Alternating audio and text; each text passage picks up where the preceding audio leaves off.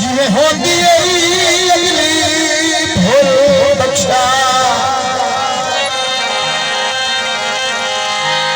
भोल बख्शा ये मीठा होता तो बाप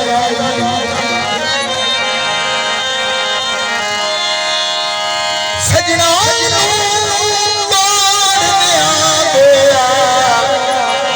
सारी उम्र लड़ाई